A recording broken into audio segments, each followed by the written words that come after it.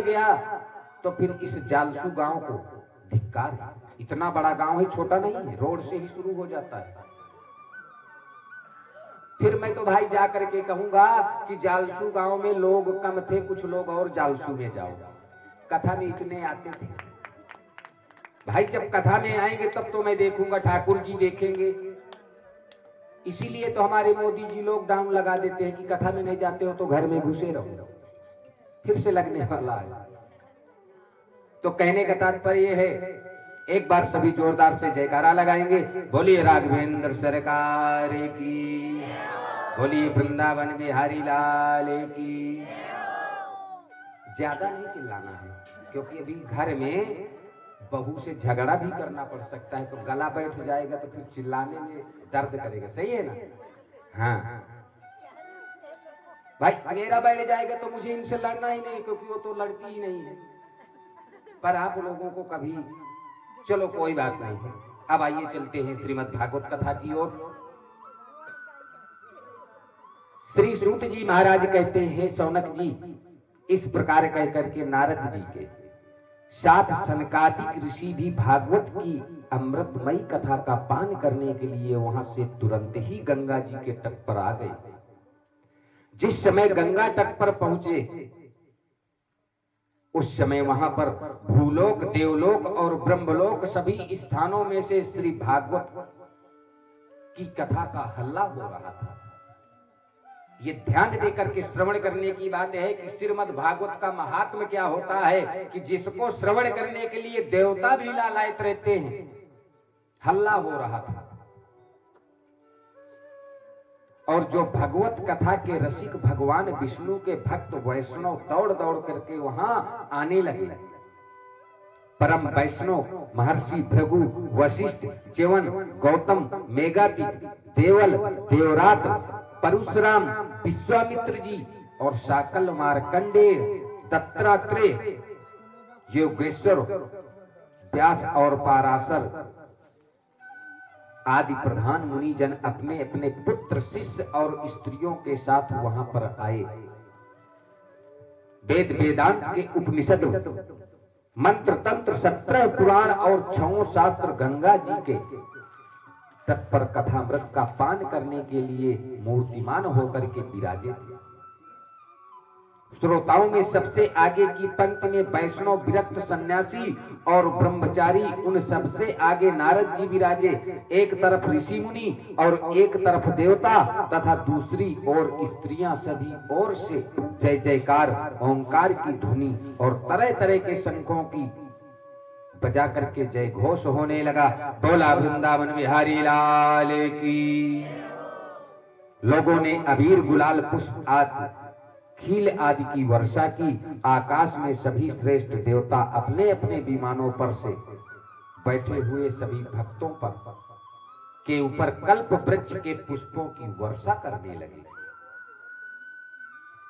इस प्रकार पूजन करने के पश्चात सभी लोग एकाग्रचित सनकादिक ऋषियों के द्वारा सप्ताह विधि के अनुसार कथा सुनने लगे।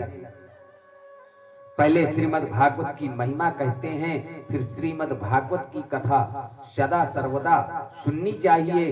इस कथा के श्रवण मात्र से ही अपने भक्तों के हृदय में भगवान श्री हरि आविराजते हैं।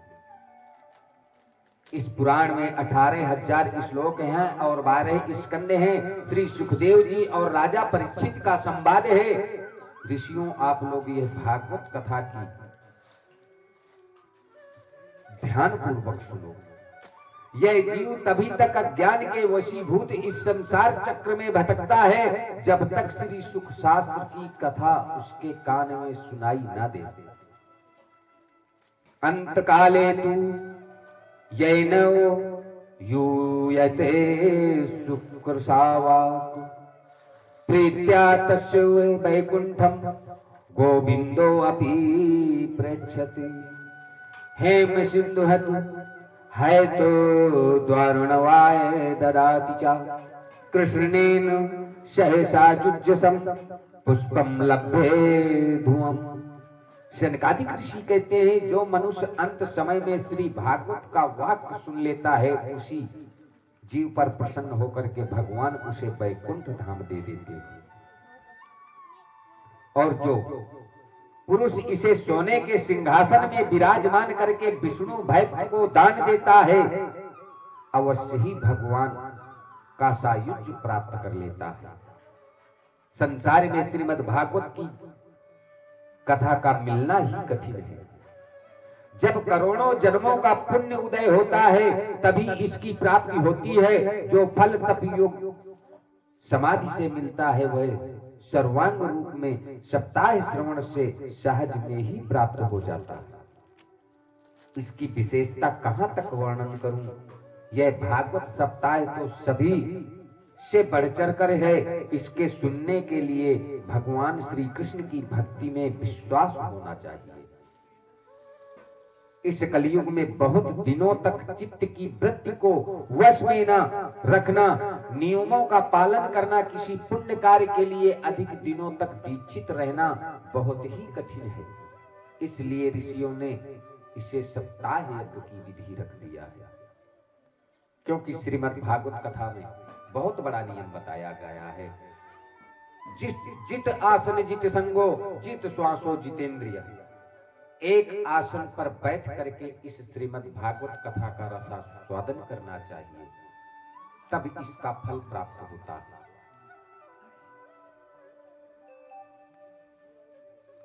यज्ञादि गर्जिति सप्ताह सप्ताहो गर्जिति व्रतात तपसो गर्जति प्रचोदन्ति ही गर्जति योगाद गर्जति सप्ताहो। शौनक जी ने पूछा कि हे सूत जी, यह तो आपने बड़े आश्चर्य की बात कही। अवश्य ही ये भागवत पुराण योग वेता ब्रह्मा जी भी आदि कारण भगवान श्री नारायण का निरूपण करता है।